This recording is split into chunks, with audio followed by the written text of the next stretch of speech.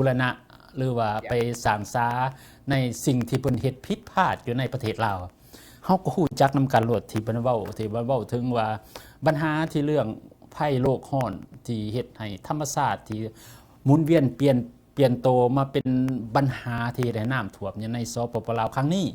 แม่นประเทศที่เพียงพร้อมทางอุตสาหกรรมที่เฮ็ดขึ้นที่ทำลายสิ่งโอโซนของโลกแล้วก็เฮ็ดให้ปัญหาของโลกเกิดมีความร้อนสร้างความปั่นป่วนในปัญหาของฤดูกาลหรือว่าเฮ็ดให้ดินฟ้าอากาศหมุนเวียนเกิดเป็นลมพายุใหญ่หนึ่งที่มาเทน้ำลงมาในประเทศลาวเพิ่นบอกว่าในนั้นในควบมุ่งหมายเพิ่นเว้าในนั้นแต่ว่าเพิ่นบ่ได้เว้าถึงการที่ว่าเพิ่นสร้างเขื่อนที่60เขื่อนอยู่ในประเทศลาวในปัจจุบันนี้ก็สร้างปัญหาให้น้ำที่อังอออยู่ในพื้นที่ต่างๆเมื่อฝนตกมาแล้วน้ำที่มันอังออสลออยู่หั่นแล้วก็เตรียมพร้อมกับน้ำที่เต็มห้วยห้องคลองบึงหั่นแล้วเพิ่นได้บอกว่าเพิ่นได้ก็เปิดเขื่อนที่ออกลงมาทมพ่อแม่พี่น้องประชาชนของลาวนะก็เพิ่นบ่ได้เว้าอีกว่าการเพิ่นบ่เตรียมพร้อมที่จะรองรับปัญหาที่เพิ่นเฮ็ดไว้ที่จะมียนต์ยานพาหนะบอกอุปกรณ์ต่างๆเพื่อการช่วยเหลือในภัยอันตรายจะเกิดขึ้นก็เพิ่นบ่เว้าอีกถ้าเพิ่นเว้าเพิ่นก็สิเพิ่นสิเป็นส่วนหนึ่งที่ประคายหนาเพิ่นถ้าเพิ่นเปิดเผยความเป็นจริงข้าพเจ้าคิดว่าเพิ่นบ่สามารถกลับคืนบ้านได้เพิ่นก็ต้องหาหม่องที่ลี้ภัยความปลอดภัยของเพิ่นดังนั้นเพิ่นก็ต้องเอาคำตัวมาตัวคือกันคือว่าแบะภัยบางตัวมาครั้งแล้วครั้งเล่าแต่ว่าครั้งนี้ก็รู้สึกว่าเพิ่นเกิดมีความผิดหวังเกิดขึ้นที่องค์การนานาชาติมาเว้าถึงสภาพการควบเป็นจริงที่ในระบบการบริหารประเทศของภาครัฐผ่านพ้นมา40ปีเพิ่นสร้างหยังแหน่ได้ปัญหาในประเทศดังนั้นเพิ่นจึงเป็นข้อตกกับบ้านบ่รู้สึกว่าความมุ่งหมายประสงค์ที่บ้านมาตั้งไว้เพื่ออยากให้มีการช่วยเหลือเกิดขึ้นนี่จะได้ผลสำเร็จขึ้นใดๆเหนื่อยการทำบาปกับประชาชนท้องรุ่นจนบ่กล้ามาจนบ่กล้ามานี่ยกได้แต่งเท่ากี้หน่อยนี่มามาหาตัวได้บ่ได้ก็อันนั้นขอกระทิมใส่ประเทศจีนทิมใส่ประเทศที่มีอุตสาหกรรมหลายได้ทำลายโลกเฮ็ดโลกร้อนอันนี้ย้อนอุตสาหกรรมอากาศเผาผลาญจังซี่น่ะน่ะก็สิขอเงินอีกแต่ว่าปีนี้นี่สันนิษฐานว่าคือสิบ่ได้เต็มเม็ดเต็มหน่วยเพราะว่าอันเขาให้ได้แล้วเขาบ่ไปพัฒนาอันดังที่เฮาเห็นเนาะดังที่เฮาเห็นพอสรุปได้ที่ทานเทคนิคเสียงเพิ่นบ่ได้เอาคลิปขึ้นเฮาก็สิอ่านเอาเพราะว่าข้าพเจ้าก็ได้บันทึกข้อความไว้ที่ว่าสากลลงความเห็น ในโลกร้อนสากลลงความเห็นก่อนสากลสิลงความเห็นนี่บ่แม่นว่าสากลบังเบียดสปปลาวบ่แม่นสากลเลือกที่ฮักมักที่สั่งบ่หรือว่าสิใส่โทษใส่โพยสิใส่โทษเพิ่นจังได๋ปีก่อนก่อนสิอันนี้การพัฒนาที่เจ้าก็วางให้ 1,300 ล้าน1ตื้อ 300,000 มันบ่เป็นเงินน้อยๆเด้เงินมหาศาลนะแทนที่สิเอาเงินจำนวนนั้นไปพัฒนาก็บ่ได้อีสังแล้วก็ปีแล้วปีเราปีก่อนก็วันที่23เดือนก่อนนี่ก็ปีก่อนก็น้ำเขื่อนเปลี่ยนเส้นน้ำน้อยแตกปีกายเพิ่นมา UN ปีนี้เพิ่นก็มาตัวอีกเพราะว่าน้ำท่วม6แขวงหวังจะได้เงินสุดนี้ไปเขาบอกว่าคนไหนเขาบอกว่าเงินจำนวนเพิ่นเอาไปนี่แม่นเพิ่นเอาไปบ่ได้เฮ็ดหยังให้ชนบทบ่ได้ไปพัฒนาอีหยังเพิ่นเอาไปเป็นเงินงบประมาณของชาติขายบ่แฮแย่บ่ค้ำหั่นเอากินอันนั้นเลี้ยงทหารซื้อยนต์ซื้อญาติมาสร้างกองทัพนะเขาว่าเงินซุมนั้นแม่นเพิ่นปั้นกันกินแม่นเพิ่นเฮาเห็นเพิ่นฮู้เรื่องเหลือมก็แม่นย้อนเงินซุมนั้นแต่เงินอันนี้เพิ่นเอาน่ะแล้วเงินใส่หนี้ใส่สินเบิดคูอันแน่ว่าเพิ่นบริหารประเทศล้มเหลวมันก็ยับหน้าบิดหลังเนาะข้าพเจ้าขออ่านเรื่องเขาประชุมกันเขา ประชุมเรื่องเพิ่นขอเงินขอค้ำแล้วเพิ่นสิได้ซำใดการที่เขาลงความเห็นครั้งนี้นี่บ่แม่นว่าสิลงความเห็นรับหูรับตาเพราะว่าเขาก็บ่ได้กินแกะนะสากลก็บ่ได้กินแกะเพราะว่าก่อนสิมีการประชุมใหญ่นี่ก็ท่านเดวิดท่านฟิลิปออสตันก็ได้ไปลงลึกถึง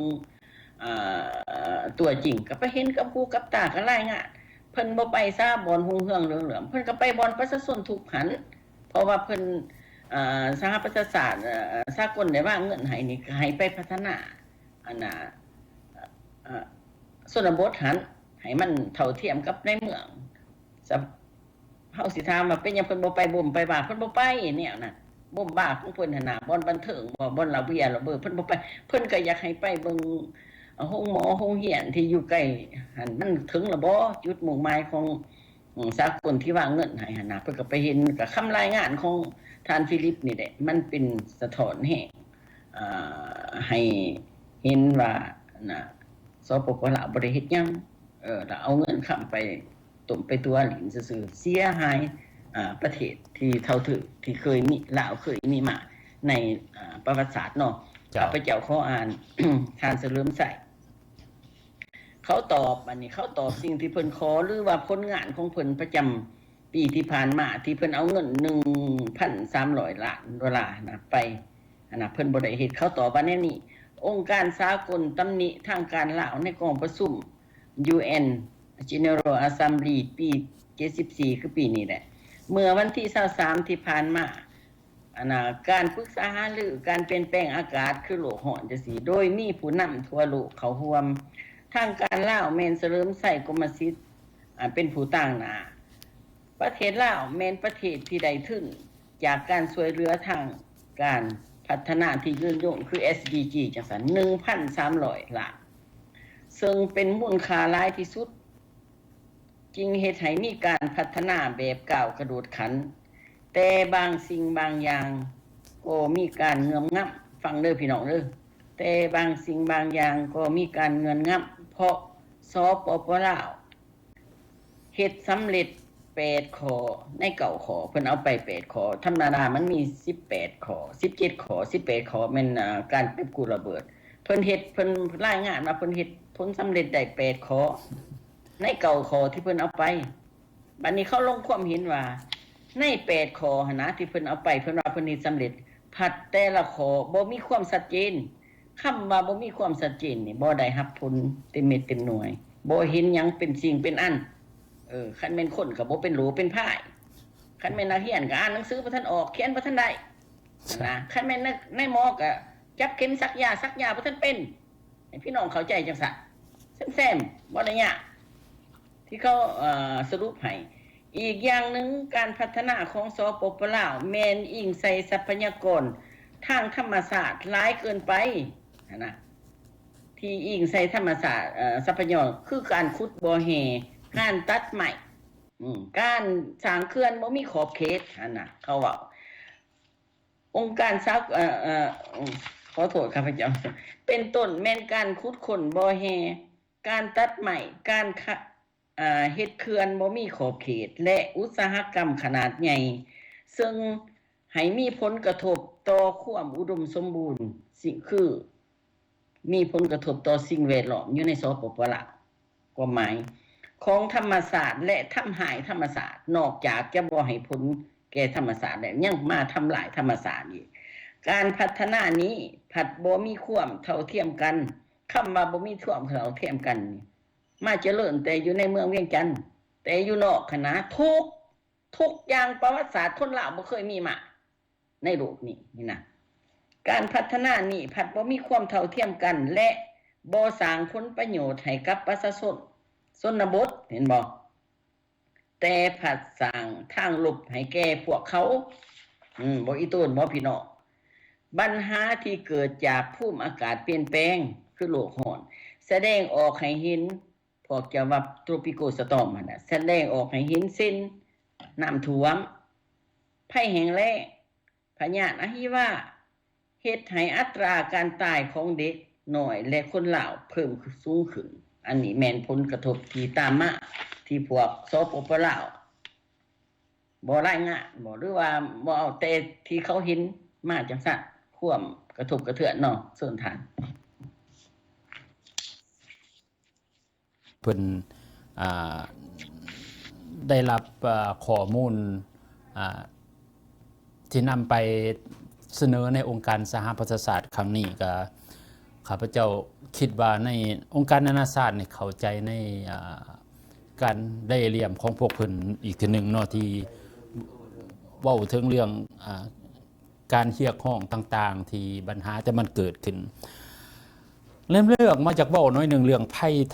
เรื่องภัยโลกร้อนที่มันเกิดขึ้นที่เพิ่นได้เสนอและเรื่องปัญหาที่เพิ่นได้รับแต่ว่าทางองค์การสากลก็เว้าถึงว่าการบริหารประเทศของเพิ่นซึ่งหันเปลี่ยนมาใช้เรื่องการขุดค้นบ่แฮบ่หรือว่าการที่ตัดต้นไม้ทำลายธรรมชาติบ่แล้วก็เฮ็ดเขื่อนเกินขอบเขตหรือว่ามีการสัมปทานในหลายพื้นที่ซึ่งสร้างผลสะท้อนในภาคส่วนในการทำลายพื้นที่หรือว่าเฮ็ดให้พื้นที่ที่มันอุดมสมบูรณ์ไปด้วยป่าดงพงไผ่หรือว่าธรรมชาติที่อำนวยความสะดวกหรือว่าอำนวยในการทำมาหากินอยู่กินของประชาชนนี่ก็เกิดถูกทำลายไปเพิ่นก็เว้าขึ้นในนั้นก็ถือว่าเพิ่นที่ในต่างประเทศมันบ่ได้ใช้ชีวิตอยู่ในประเทศลาวเมื่อองค์การสากลก็เลียวเห็นซึ่งว่าท่านฟิลิปออสเทนที่เขาไปกวดเลยเพราะว่าความเป็นจริงแต่ละเขตแต่ละแขวงในเขตชนบทไปฮอดที่เมืองสนามไส้หม่องเขื่อนแต่มันก็เห็นว่าต้นไม้ต้นกอเขื่อนซ่านบ้านสองประชาชนก็บ่ได้กลับพื้นที่เถือนี่ปัญหาผลสะท้อนเป็นการเหตุการณ์กระทำของภาครัฐที่สร้างปัญหาขึ้นมาและเพิ่นก็ยังบ่มีโอกาสที่หาวิธีการแก้ปัญหาเพิ่นก็ยังเรียกร้องให้องค์การนานาชาติช่วยแก้ไขปัญหาที่เพิ่นเฮ็ดแล้วเฮาก็มาถามเหมือนกันว่าเจ้าเป็นผู้เฮ็ดเป็นผู้ทำเจ้าเป็นผู้สร้างเจ้าเป็นผู้เฮ็ดให้ปัญหามีเกิดความเดือดร้อนเกิดขึ้นและต่างประเทศสิมาช่วยเหลือเจ้าในใดแม้ว่าต่างประเทศก็แนะนำเจ้าจงควรเฮ็ดแนวนี้เจ้าควรทำแนวนี้ต้องหันเปลี่ยนวิธีการปกครองการบริหารหรือว่าการสร้างสาประเทศชาติบ้านเมืองของเจ้าคือวิธีนี้เจ้าประหันเปลี่ยนใส่วิธีการที่ว่าผลประโยชน์ส่วนตัวในกลุ่มก้อนของภาครัฐเท่านั้นดังนั้นจากปัญหานี่มันเกิดขึ้นแล้วเมื่อไปเรียกร้องให้องค์การสากลซอยแล้วเขาจะมาซอยใดนี่คือใดเมื่อก่อนเพิ่นก็เจ้าก็ซอยมาแล้ว 1,300 ล้านและเงินจำนวนน่ะเฮาก็มาถามนำกันว่ามีไผฮู้จักในประชาชนคนใดเข้าใจในองค์การจะตั้งอยู่ในลาวองค์การใดที่ฮู้จักว่าเงิน 1,300 ล้านนี่ได้ไปตกอยู่ในบุตรบาทคือในใดในองค์การจะตั้งคือในใดในการที่ว่าแก้ไขปัญหาความทุกข์ยากคือในใดเป็นจำนวนเงินคือแต่ใดองค์การนั้นใดและมีผลสำเร็จคือในใดคืออย่าเอื้อยเว้าแล้วคือโครงการที่กระเจ้ามีขึ้นมาใน18ข้อเพิ่นเอาไป9ข้อเจ้าแล้วก็ใน9ข้อเพิ่นก็บ่สามารถที่บรรลุเป้าหมายในจำนวนเงินที่ 1,300 ล้านไปหั่นนี่ใน9ข้อเพิ่นก็ฮู้จักเขาเจ้าก็ฮู้จักว่าความสำเร็จของจะผลที่ว่าเจ้าเฮ็ดสำเร็จบ่มีในที่ว่าเป็นพื้นฐานจะอ้างอิงว่าเงินที่ซอยเหลือไปหั่นมันควรจะได้ดีขึ้นนี่มันควรจะได้รับคือแนวนี้แต่ว่าสิ่งที่อื่นๆก็ยังอยู่คือเก่าอยู่แล้วก็หายแห้งลงไปกว่าเก่าอีกก็หลายคนที่ข้าพเจ้าพัวพันนำอยู่ในประเทศลาวเพิ่นก็บอกว่าการที่ว่าประเทศลาวยังหมุนใส่ธรรมชาติที่ว่าหากินแบบขุดค้นบ่แห่บ่ทำลายธรรมชาตินี่หรือสัมปทานหรือว่าการสร้างเขื่อนนี่จุดจบชีวิตความเป็นอยู่ของเราในประเทศจะใกล้เข้ามาในมมนี่เพิ่นก็บอกว่าหลายคนก็ฮู้จักแต่ว่าเพิ่นยังบ่มีสิทธิในการปากเว้าเรียกร้องเพราะว่ารัฐบาลนี่ต้องการมากำจัดอยู่ตลอดคือพวกเฮาฮู้จักนำกันในปัจจุบันนี่เยอะเขาไปศาสนาอีกเจ้าประชาชนลาวมันคือสิมีความชัดเจนแน่ได้ล่ะอันความชัดเจนอันนี้มันบ่แม่นว่ามีตั้งแต่เอาเงิน 1,300 ล้านนี่ไปมันบ่ชัดเจนตั้งแต่30ปีที่เพิ่นออกไปอยู่ถามเมียงไสมันบ่ชัดเจนแต่ผู้ว่าเมืองลาวบ่ทันได้เอกราชเขาพากันแล่นออกไปฐานมันบ่ชัดเจนแต่ผู้มันเป็นหยังเจ้าต้องการหยังก็เจ้าต้องการระบบนี่มาจะไปฟังความแก้วเอาเขามันบ่ชัดเจนแต่ผู้นาทานบัดนี้เอาแก้วเขามาก็ว่าตัวเองบ่เป็นผู้ชนะก็แก้วแต่ว่ามันมาขาละเจ้าอย่าเอื้อยโตจะอย่าเอื้อยยกขึ้นมาว่าที่ว่าประเทศลาวปี1954ที่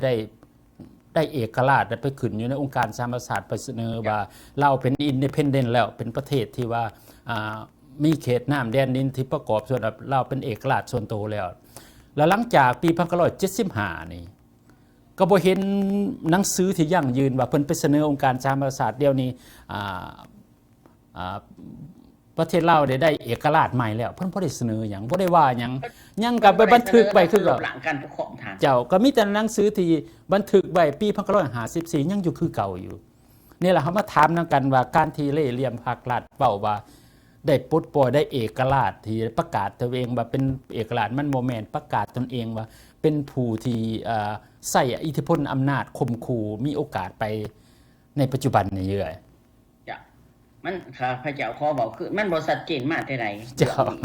1954องค์การสิทธิมนุษย์อยู่เจนีวาเขามีหนังสือออกมาฝรั่งเมื่อบ้านฝรั่งแก้วเมื่อบ้านแก้วให้ลาวเขาอยู่รวมกันให้เขาตั้งรัฐบาลเห็นบ่เฮาเรียนประวัติศาสตร์เขาก็ตั้งรัฐบาลกันแม่นยังมันบ่มีความชัดเจนว่าลาวใดมันก็พากันโหไปอีกไปอยู่ป่าอีกว่าผู้นั้นผู้นี้ก็ยังว่าการแตกแยกกันของประชาชนลาวนี่นะท่านมันสร้างความยุ่งยากให้กับประเทศที่สุดการแตกแยกนี่แม่นสันดานที่บ่ดีขอโทษนำพี่น้องลาวเด้อแม่นสันดานของคนลาวที่บ่ดีอันแตกแยกมีหยังเอียงเว้ากันภายในต่อสู้กันเฮาบ่ควรแตกแยกกันเฮาแตกกันมานี่จนเป็น3อาณาจักรก็ยังแตกออกไปอีกนะก็จังว่ามันบ่มีความชัดเจนมาแต่กี้พุ่นเพิ่นได้เอกราชเพิ่นได้เปลี่ยนแปลงระบบเพิ่นเพราะว่าเพิ่นอีกคณะแต่แท้แม่เพิ่นเอาแก้วมาซอยก็จังสั่นหลายกองพันเป็นแสนพุ่นมันจะมาเคลมเอาจังหน่อยน่ะเอาหีบกระดูกแก้วเมื่อจังหน่อยเอาหีบกระดูกแก้วเมื่อมันมีเกียรติปานนั้นพุ่นบาทนายพลนายพันพระจิตบาทสมเด็จพระเจ้ามหาชีวิตของเฮาก็มีเกียรติเฮ็ดคุณงามความดีให้แก่ประเทศชาติมันก็ลบลู่เกียรติของคนลาวเฮาอีกฝ่ายนึงมันบ่มีความยุติธรรมอันนั้นน่ะกรรมเวรของมันที่มันลบลิ่นปิ่นความที่มันบ่อยู่กับความจริงนะแก้วเสียมซอนมันจังมาฮอดเดี๋ยวนี้ท่านบัดนี้มาเว้าถึงความบ่ชัดเจนใน8ใน9ข้อนี่นะท่านเอาไปก็อันเก่าหั่นแหละลูกใหม่เก่าของแก่นาเอาผาเลาะนั่นแหละบ่มีความชัดเจนหยังก็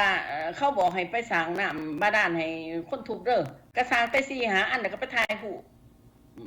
แล้วก็มาสร้างแล้วเด้อแน่บ้านอื่นเมืองอื่นแทนที่ได้เงินมานี่นะสิมาหาร17แขวงเนาะแขวงได้ต้องการหลายคันสิเฮ็ดสร้างบ้านแปลงเมืองว่าก็ว่าเขื่อนหลายแล้วก็สร้างคลองเมืองไปตีให้คนอันน่ะ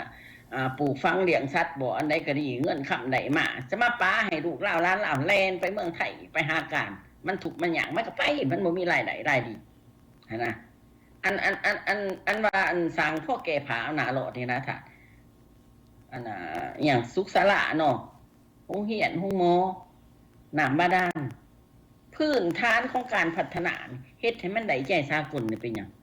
สมัยE4แต่แท้จะพวกเพิ่นว่าเขากินแกบแล้วกินไปปีหน้าข้ออีกเพิ่นก็สิว่าจังซั่นตะว่าคือระเบิดนี่ล่ะแตกไปได้เลยอยู่บ่ได้เอาจักเทื่อหองโหโปเปบอยู่บ่มีแก้วบ่มีระเบิดเขาก็ยังว่าบาดมาสุดนี่มันหนักเด้แต่สนามไสมานี่ซ้ำมาอีก6แขวงทาง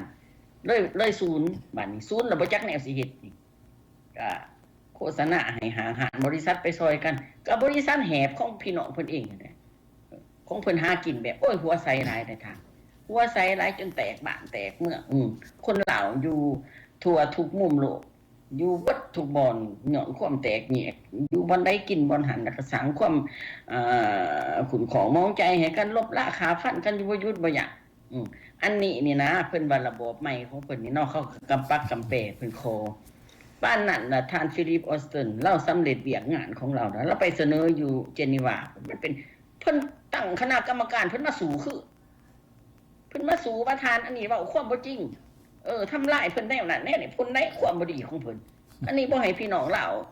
เว้าว่าผู้ขาเว้าแฮงความจริงมันเป็นจังซี่เขาสิว่าเงินให้ฮอด 1,300 ล้านนี่มันบ่แม่นน้อยๆเขาตั้งใจสิให้เจ้าอันนั้น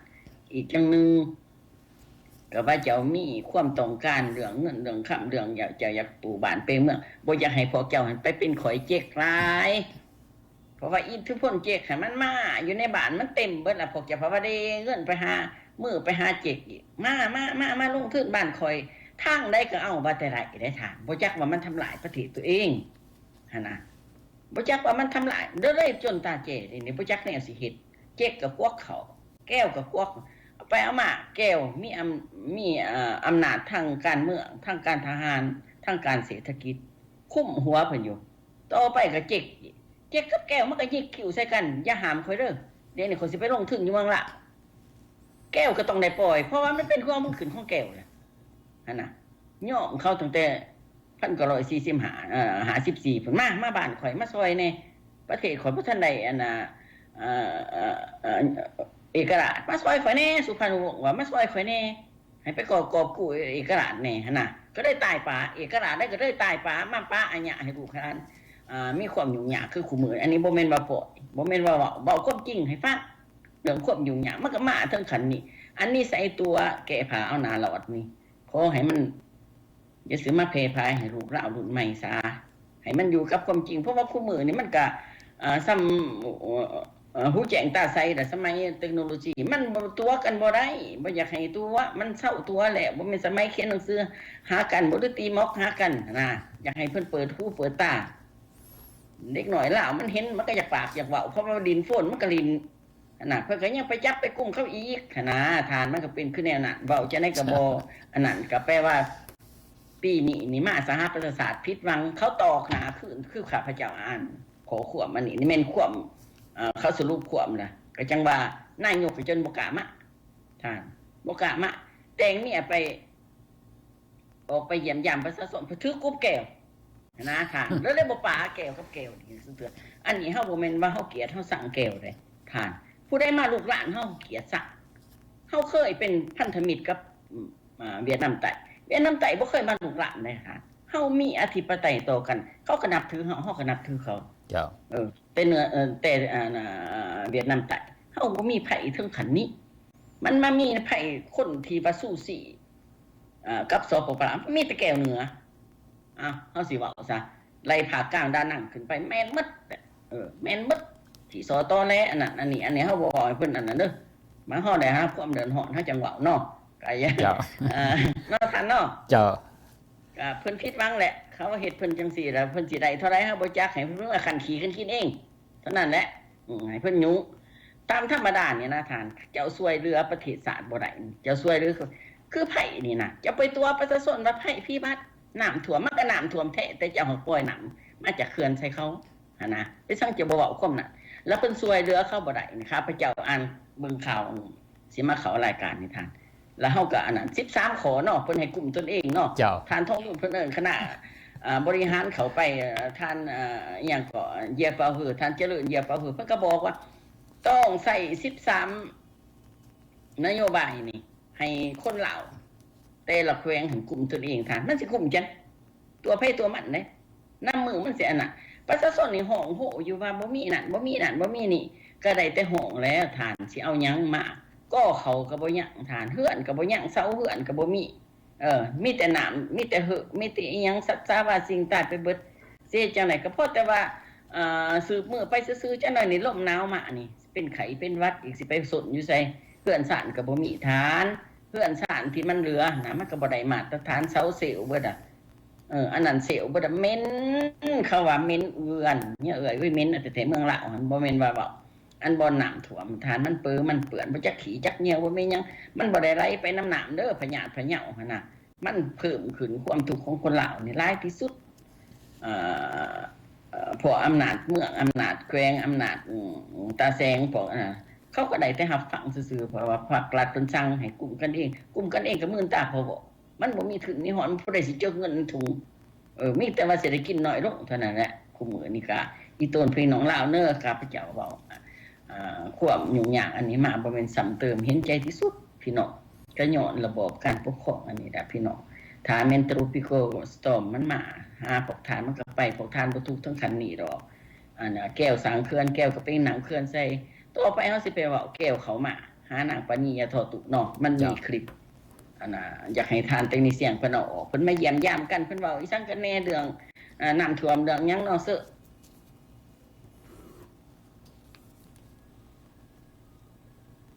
ตู้กรรมการกรมการเมืองส่วนกลางภาคประธานสภาแห่งชาติพร้อมคณะและฝ่ายเวียดนามนำโดยสหายเวียนทิกินเงินกรรมการกรมการเมืองส่วนกลางภาคประธานสภาแห่งชาติแห่งสาธารณรัฐสังคมนิยมเวียดนามพร้อมคณะในการพบปะครั้งนี้สองฝ่ายได้แจ้งสภาพการพ้นเด่นในการพัฒนาเศรษฐกิจสังคมของแต่ละประเทศให้กันและกันทราบโดยฝ่ายลาวได้แจ้งให้คณะผู้แทนเวียดนามรับทราบสำหรับการพัฒนาเศรษฐกิจสังคมอยู่ลาวในระยะ9 เดือนผ่านมายังสืบต่อขยายตัวแต่เนื่องจากว่าในระยะมอมานี่มีหลายแขวงได้รับผลกระทบจากภัยพิบัติธรรมชาติบวกกับความยุ่งยากทางด้านเศรษฐกิจการเงินซึ่งอาจมีผลกระทบต่อการจัดตั้งปฏิบัติแผนพัฒนาเศรษฐกิจสังคมประจำปี 2019 แต่แนวใดก็ตามรัฐบาลได้มีความพยายามสู่ซนแก้ไขสภาพการดังกล่าวให้เข้าสู่สภาพปกติและชี้นำการจัดตั้งปฏิบัติบรรดาคาดหมายทางด้านเศรษฐกิจสังคมให้สามารถบรรลุเป็นส่วนใหญ่ตามมติที่สภาแห่งชาติได้รับรองต่อกับการพัวพันหัวมือระหว่าง2 ภาค 2 รัฐหนักมือได้ทำการเสริมขยายเป็นต้น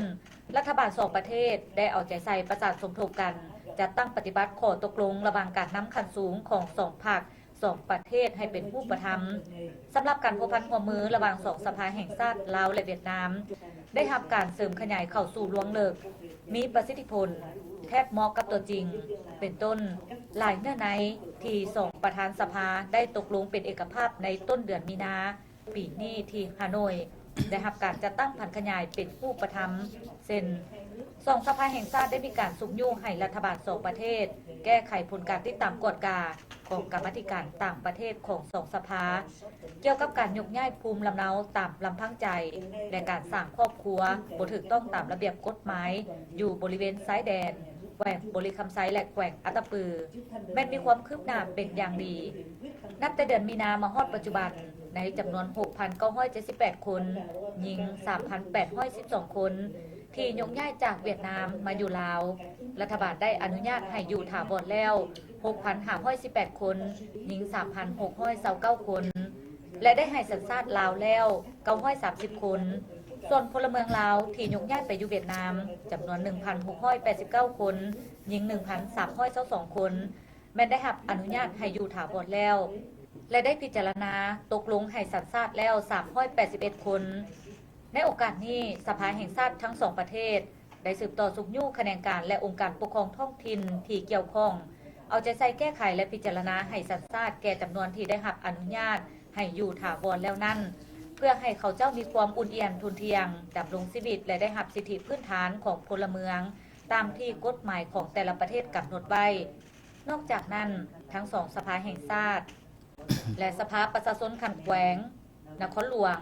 ยังได้แลกเปลี่ยนคณะผู้แทนในระดับต่างๆหลายคณะเพื่อแลกเปลี่ยนบทเรียนด้วยรูปการจัดสัมมนาร่วมกันในบรรดาหัวข้อที่ทั้ง2 ฝ่ายมีความสนใจพร้อมเดียวกันนี้ทั้ง2 ฝ่ายก็ได้มีความพยายามค้นคว้ากาเกี่ยมมาตรฐานและคัดเลือกกลมกองบุคคลดีเด่นภายในสภาแห่งชาติของตนที่ได้ประกอบส่วนอย่างเห่าหันและตั้งหน้าเขาในการเสริมขยายสายพันธมิตรภาพที่เป็นมูลเสื้อความสามัคคีพิเศษและการร่วมมือรอบด้านระหว่าง2 สภาแห่งชาติลาวและเวียดนามในระยะที่ผ่านมาต่อกับความคืบหน้าในการก่อสร้างหอสภาแห่งชาติหลังใหม่ที่ได้รับทุนช่วยเหลือจากภาครัฐและประชาชนเวียดนามอ้ายน้องได้ดำเนินไปตามแผนที่วางไว้ในเบื้องต้นมาฮอดปัจจุบันการก่อสร้างโครงสร้างของอาคารสำเร็จประมาณ 70 ส่วนห้อยของเวียกโครงสร้างทั้งหมดทั้ง2 ฝ่ายลาวและเวียดนามสุกยู่และที่ตามกฎการออกแบบละเอียดซึ่งเป็นความรับผิดชอบของบริษัทออกแบบฝ่ายลาวและสถาบันออกแบบก่อสร้างของเวียดนามเพื่อสนองแบบที่สมบูรณ์และละเอียดให้ผู้รับเหมาก่อสร้างสามารถดำเนินการก่อสร้างได้ไปตามแผนพร้อมนั้นยังมีบางที่ทั้งแผนการร่วมมือในปี 2020 โดยจะสืบต่อสุกยุ่งให้รัฐบาล2 ประเทศชี้นำคะแนนการเกี่ยวข้องคันส่วนกลางและท้องถิ่นจะตั้งปฏิบัติบรรดาข้อตกลงที่การนำคันสูงของ2 ภาค 2 ประเทศก็คือ2 รัฐบาลได้เซ็นกันแล้วให้เกิดผลร่วมกันสุกยุ่งบรรดาคะแนนการที่เกี่ยวข้องของรัฐบาลก็คือคณะกรรมการคุ้มครองการก่อสร้างหอสภาแห่งชาติลาวทั้งลาวและเวียดนามเล็งหลัดร่วมกันแก้ไขปัญหาที่ยังเป็นอุปสรรคให้แก่การดำเนินการก่อสร้างตึกดังกล่าว พื่อสามารถเฮ็ดให้การก่อสร้างหอสภาแห่งชาติลาวสำเร็จตามแผนรวมทั้งแผนการเกี่ยมการมอบหับตึกสภาดังกล่าวในท้ายปี 2030